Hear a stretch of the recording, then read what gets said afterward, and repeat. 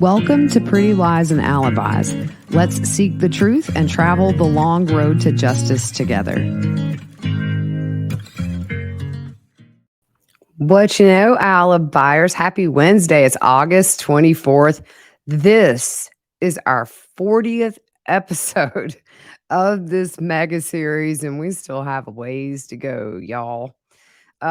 Really quick, I want to show you this cover art now for The Sins of Our Mother. Most of you know by now there is a new 3-part Netflix series coming out, 3 episodes dropping on September 14th. It's going to tell Colby's side of the story, I think. There's some jailhouse calls in there, it seems. Maybe her Lori's mom, Janice. So I just thought that cover art was really clever. The picture, I believe, on the left was maybe taken when Colby got married, and the right, after she was arrested. So what I'm going to do is, for those of you who just listened to the podcast version, I'm working on a new website and possibly a new phone app. And so until I get that done, I'm going to post on Facebook and Twitter what I am putting on screen, so you guys that only listen can still see the pictures that I'm talking about. Real quick, a big thank you to Colleen and Tony for the donations. I really appreciate your generosity. Also, I had 2 people who did not want their name put out there.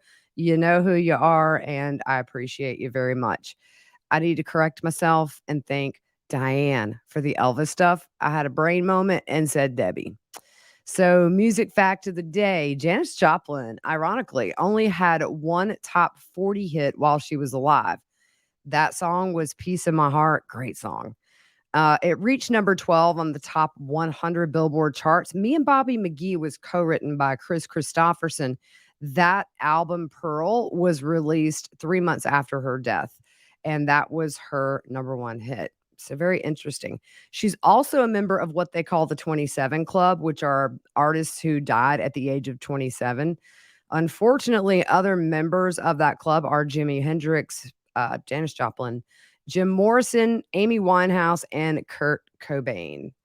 So last episode, we covered, for the most part, the murder of Tammy Daybell and some discrepancies in that night of Chad woke up and found her dead. Garth heard a thump and his dad screaming. And there's also been somebody who reached out to me that I believe is a reliable source that gave another version that also said that maybe Garth was not even at home when this happened and got a call.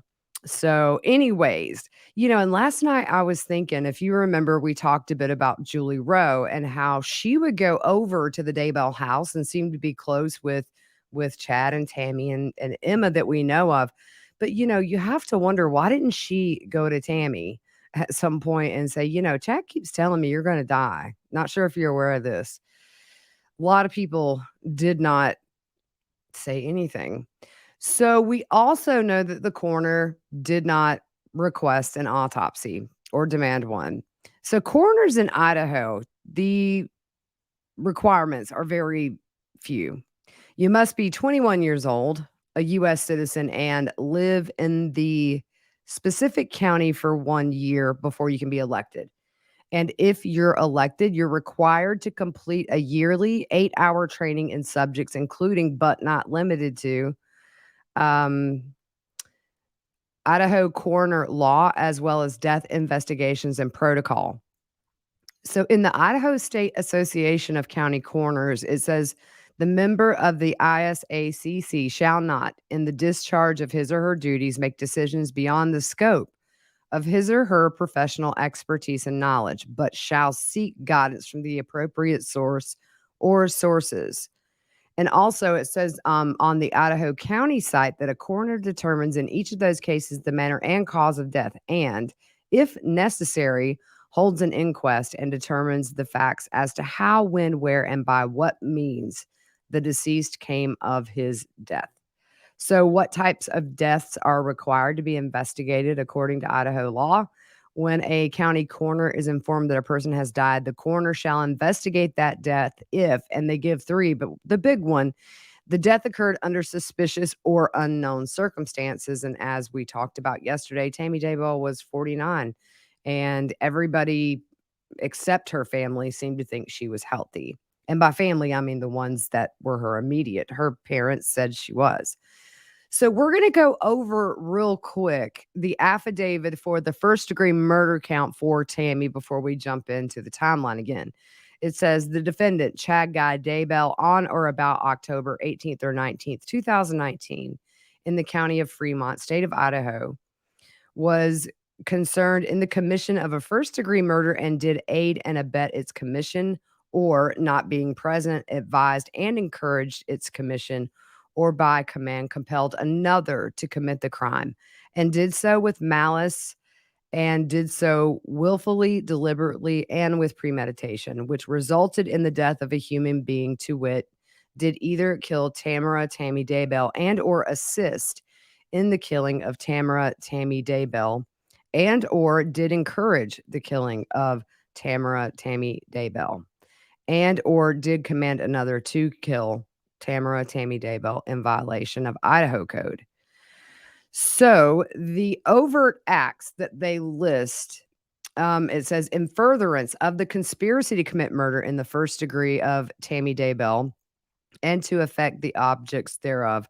One or more of the following overt acts were committed by one or more of the subjects of the conspiracy as part of a continuing criminal transaction and common scheme or plan within Madison and Fremont counties or elsewhere in the state of Idaho. Number one, on or about between the dates of October 26, 2018 and June 9th, 2020, Chad Guy Daybell and Lori Noreen Vallow did encourage and espouse religious beliefs for the purpose of justifying and or encouraging the homicide of Tammy Daybell.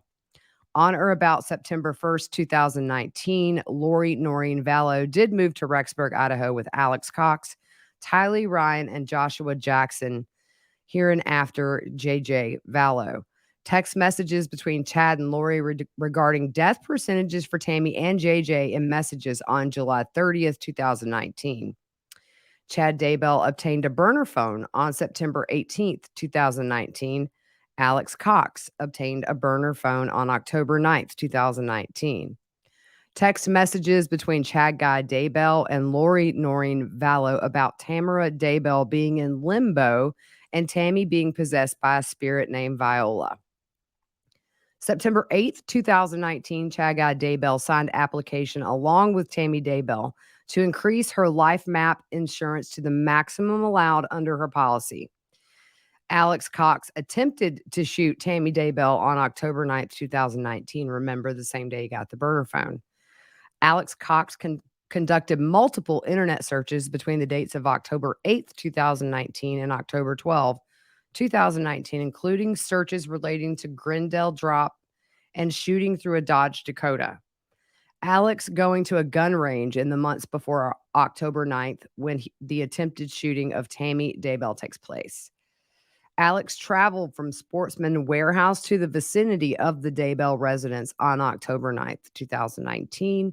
And Alex was in the church parking lot approximately 2.5 miles from the Daybell residence on the night of October 18th, 2019. So I did the math. Actually, I had Siri do the math because, math and me, we're not buddies. September 8th, when that was signed to up that life insurance policy, that was 41 days before Tammy's murder. So, I'm still curious, why was Alex parked 2.5 miles away at the church the night Tammy was murdered? Was he waiting in case Chad couldn't go through with it? Was he at the house and just parked there? Did he leave his phone in his car? I posted a link on Facebook and Twitter today, a really good episode by Joseph Scott Morgan on body bags about Tammy's murder and what was not done that should have been done. And then the challenges of having to exhume her body after she's been embalmed to try and find a cause of death. But he said one thing that really stood out to him is that one of the kids said on scene that Tammy had pink foam coming out of her nose or mouth. And he said anytime they see this, and he likened it to like the head of a beer, like the foam or the froth coming out.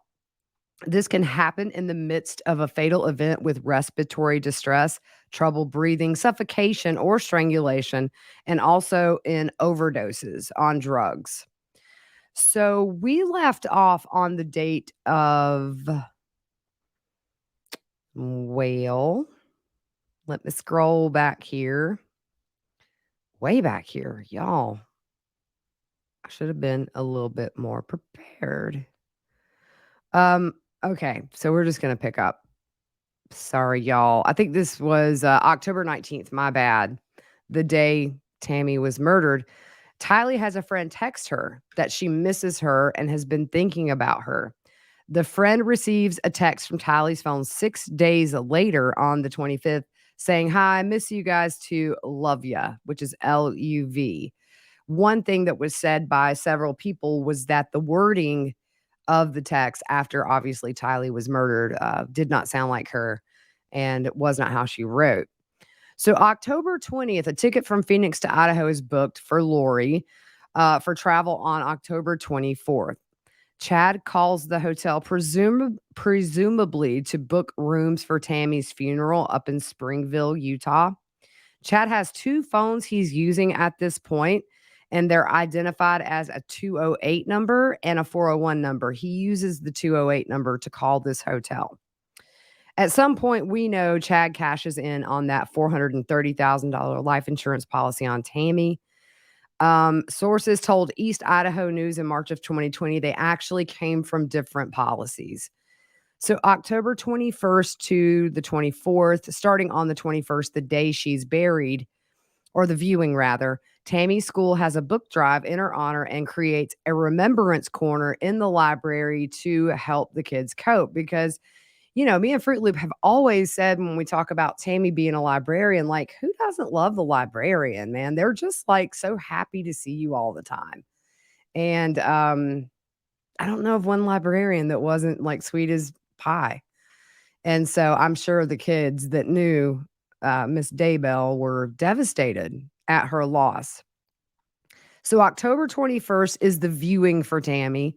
And I think I said this last episode, but we learned on Dateline that her sister Samantha fixed her hair for the viewing. Emma, which is Chad's daughter, posts on Facebook a photo of her, Chad, and two other siblings, and they're on a FaceTime call about their mom. I do have a picture here. I didn't post the ones of the other kids on that Zoom call because it was a private Facebook post, but Chad's kind of fair game in my book.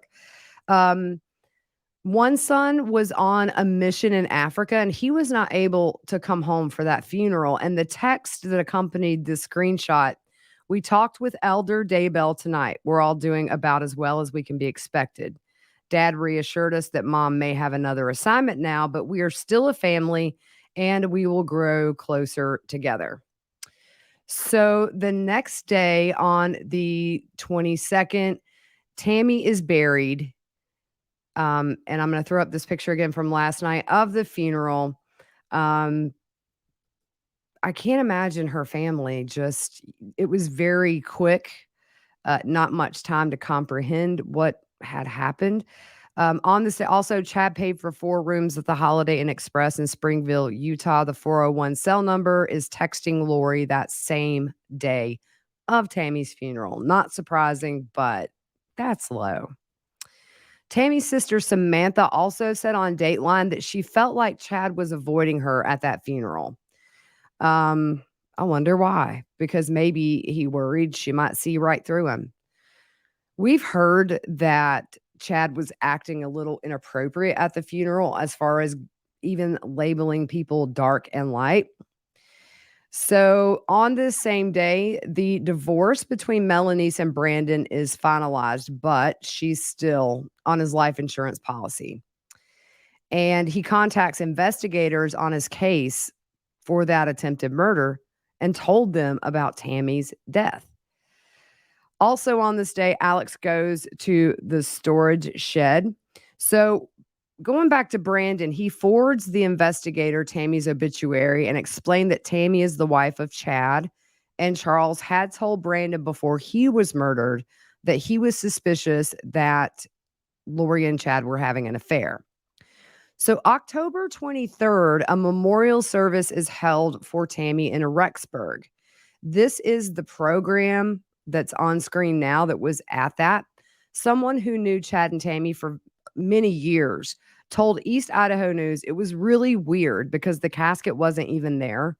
It all came together so quick and it felt rushed. There weren't a lot of people at the service. Chad was one of the speakers. The song played at the end was Families Can Be Together Forever, and a poem titled Your Mother Is Always With You was in the program. And I'm going to read this now. And this picture is courtesy of East Idaho News. It says, Your mother is always with you. She's the whisper of the leaves as you walk down the street. She's the smell of bleach in your freshly laundered socks. She's the cool hand on your brow when you're not well. Your mother lives inside your laughter. She's crystallized in every teardrop. She's the place you came from, your first home. She's the map you follow with every step you take. She's your first love and your first heartbreak, and nothing on earth can separate you. Not time, not space, not even death will ever separate you from your mother. You carry her inside of you. And it has at the bottom, if you're not on YouTube, it has a picture of two kids, a boy and a girl, silhouetted back to back reading a book. And then there's like a big book with a woman inside with her legs kind of crossed, like she's peeking out. What a heartbreaking poem because I know there were some actions by some of the Daybell kids and their spouses that bother a lot of people. They lost their mom. And now they've learned that their dad is responsible for her murder. Again, that 2020 interview where they totally were defending him was before a lot of stuff was revealed. And I've never lost my mom. I know a lot of you have. And can't imagine. That is just horrible. She had a grandbaby on the way when she was murdered and also had, I believe, two. So in January of 2020, Chad's younger brother, Matt, told East Idaho News that he and Chad had not directly spoken to each other since that service in Rexburg on October 23rd. He said, quote, since that time, I have texted Chad twice. Once when I heard from a neighbor of his quick marriage to Lori Vallow, expressing to him my shock and dismay at this news. Second, just recently pleading with Chad to cooperate with authorities and reveal the whereabouts of his new stepchildren. So, you know, those poor people. The whole Daybell family to be associated with such a huge case that is worldwide and probably one of the biggest cases we will see in a long time, if ever. Murdoch may be a close second, but this case is just very different. So the same day October 24th, we've been through this. Lori sends a message to the babysitter, you're a darling girl. I understand if you need to get another job. That same day, Lori travels from Phoenix to Idaho, which is the day after the Rexburg service, I might add. And to debunk, there was a rumor that Lori, during the time of right after Tammy's murder, that she made cookies for Chad's kids. That was debunked. That never happened. I've had a lot of people ask me about that, but it did not. So Brandon also on the 24th tells investigators in Gilbert that Melaniece has become unresponsive to his messages. He last had contact with her on October the 16th, and he tells investigators that he will be taking his kids to Utah to stay with his parents for the foreseeable future.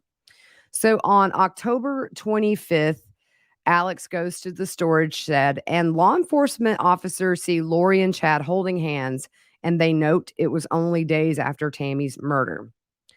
On October 27th, Kay Woodcock, which is Charles's sister, emails Detective Moffat, please contact me ASAP. We hear there are numerous things happening that have bearing on Charles's murder. And then on the next day, the 28th, Kay emails Detective Moffat again and says Chad Daybell, cult leader whom Charles suspected Lori was having an affair, just so happened his wife passed away in her sleep on October 19th in Salem, Idaho. I'll send her obituary shortly. How odd is that? I wonder if she was heavily insured. See, Kay knew what was up.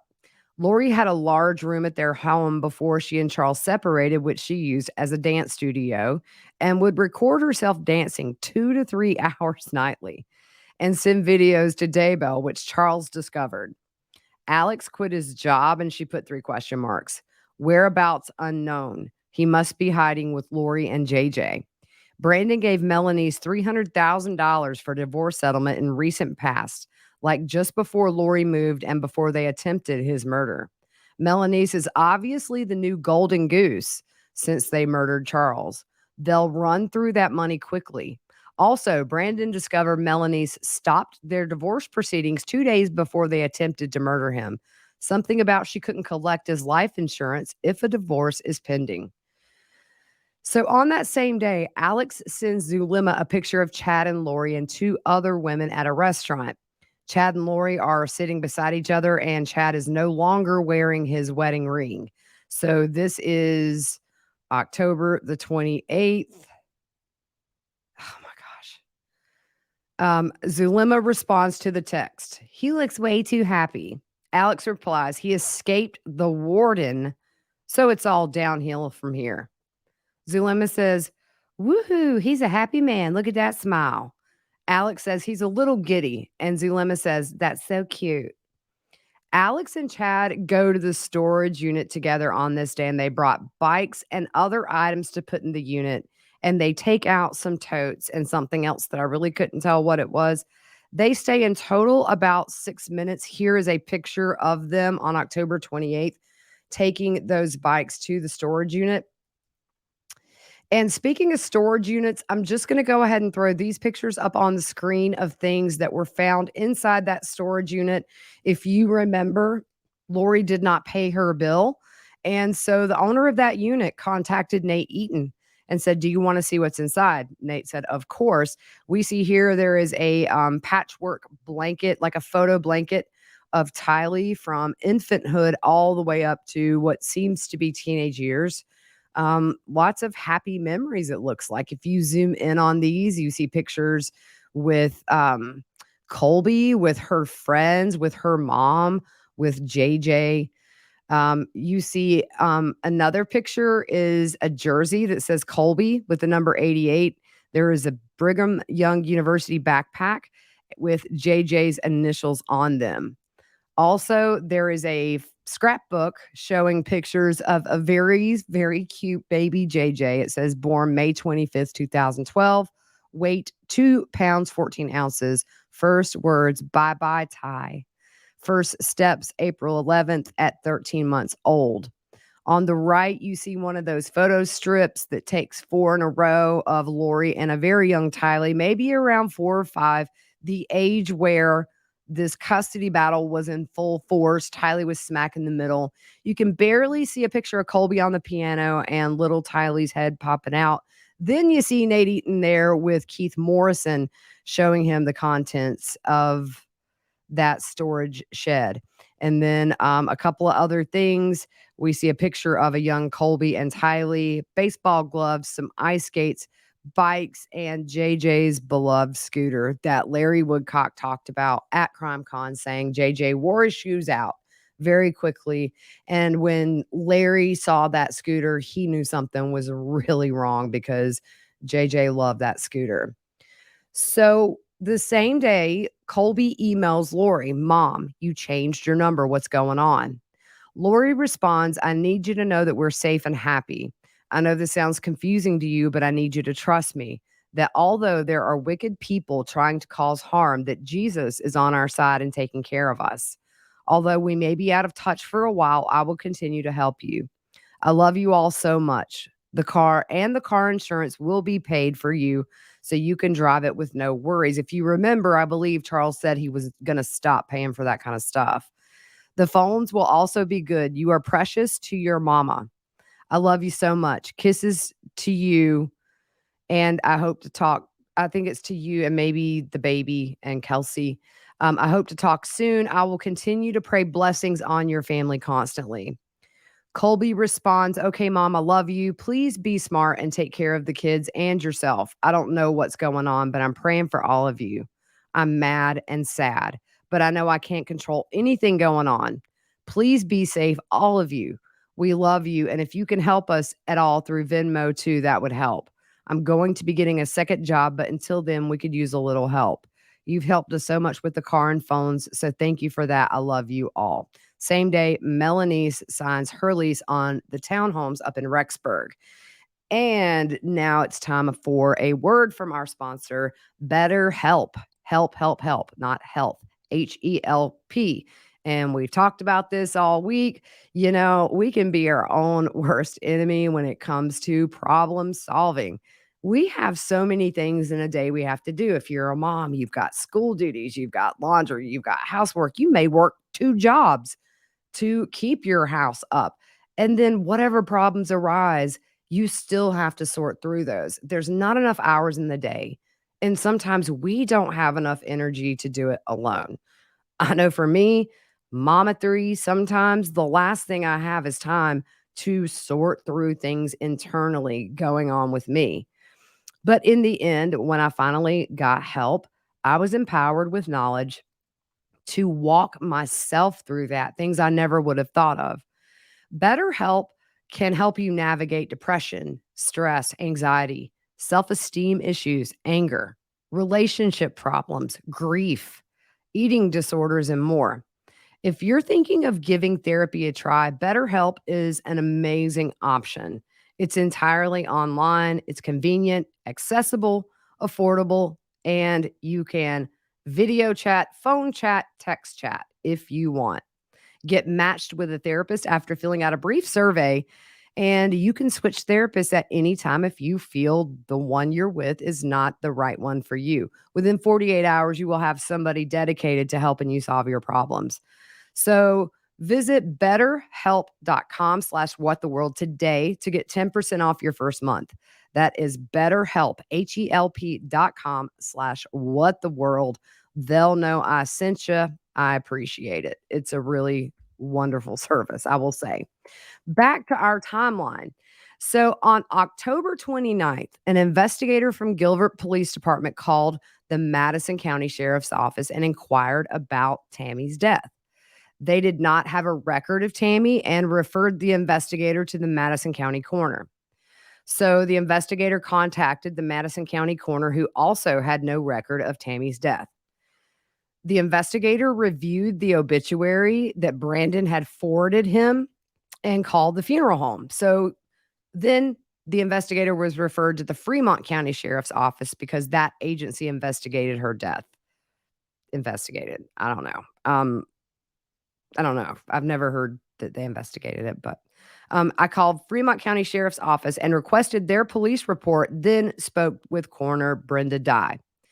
She said no autopsy was performed. The investigator notes, despite her age and medical history, Brenda Dye asked if there was something suspicious surrounding Tammy's death, and the investigator said he wasn't sure yet. So, unsolicited, Brenda Dye shared that she spoke with neighbors of the Daybell family, and they referred to the Daybells as extremely religious, and there were recent reports of people meeting for a plan for a doomsday event. So the investigator contacted Detective Moffat and provided him with the updated information regarding Tammy's death. Detective Moffat said he would contact the FBI to schedule a meeting to discuss the combined investigations. So at this point, all they're investigating so far is Charles's murder. You have Tammy's murder. At this point, the kids are still not known to be missing, although they are murdered. And they're also investigating the attempt on Brandon, obviously. On this day as well, Lori and an unidentified woman are seen on ring cam. They were laughing, and the woman run towards Lori's front door. She also looked inside a snow igloo that was nearby. I tried to find this video or picture. I couldn't find it anywhere in my files. I'm sorry. If any of you know who that was, shoot me something in the comments. I think I may know who it was, but I don't want to put it out there unless I'm sure. Now, right here, this may be the best note in the entire Chandler document dump on October 29th, 2019. Um, so they are, or I'm sorry, I believe this is 2020.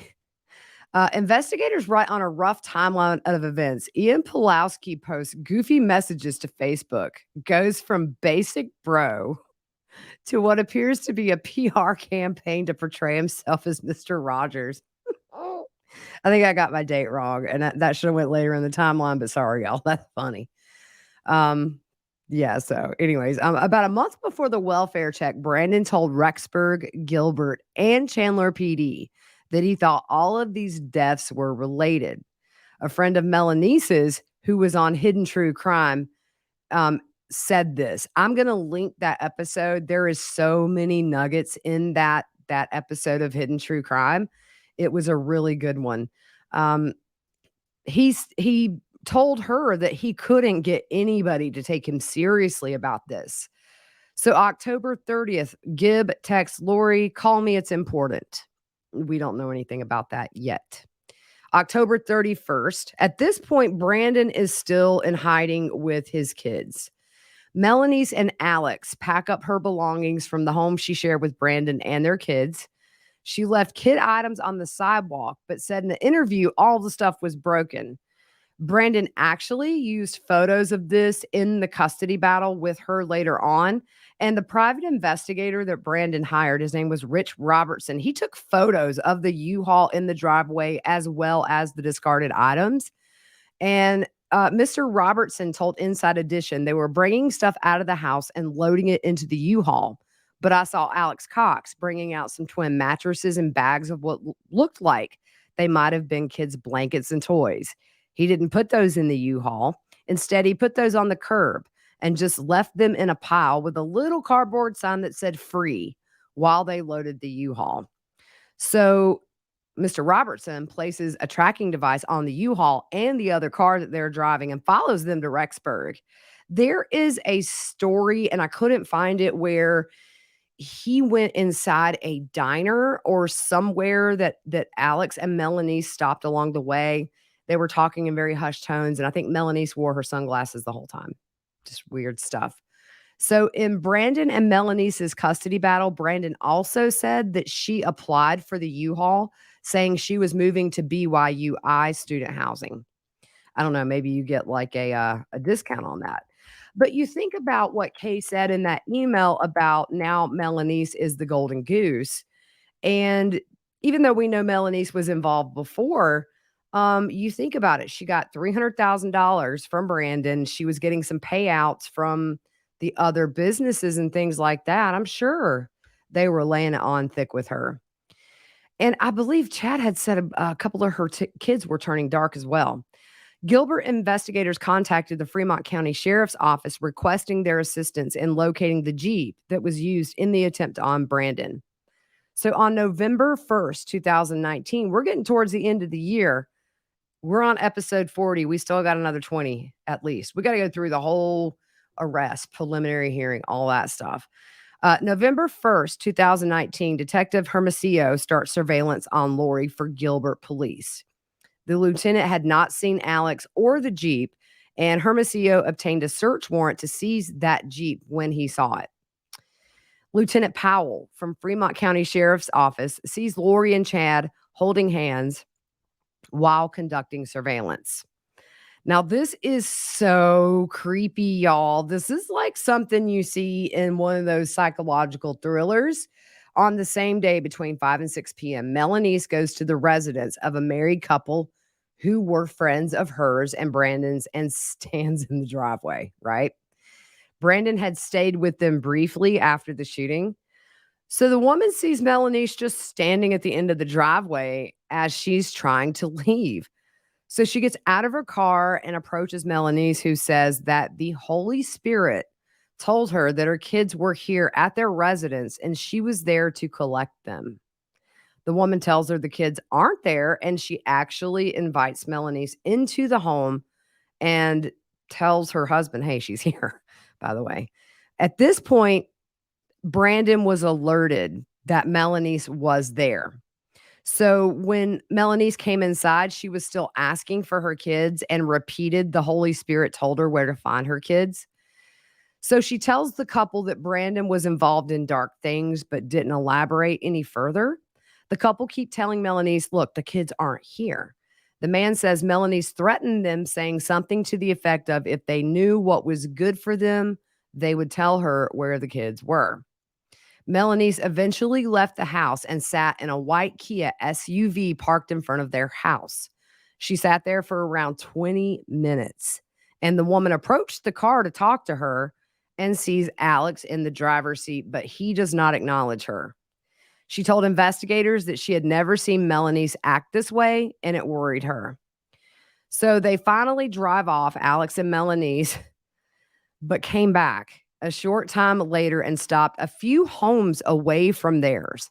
Melaniece got out of the car and stared at the couple's residence for several minutes before getting back in the car and driving away.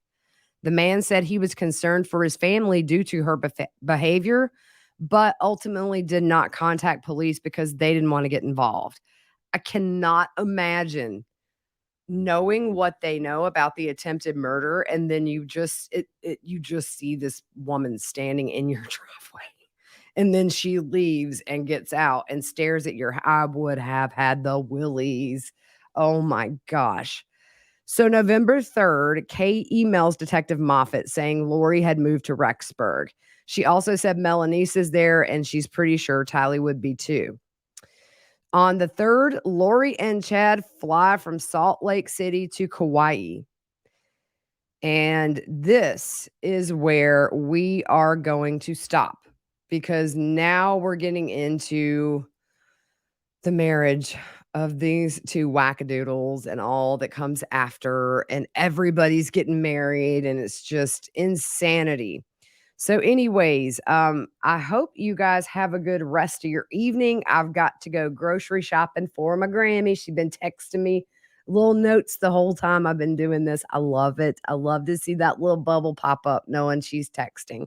So I'm going to go take care of her. Hope you guys have a good evening. We'll be back tomorrow. We're going to pick up because everybody's getting married in this band of misfits, we'll call it. All right. We'll see you soon.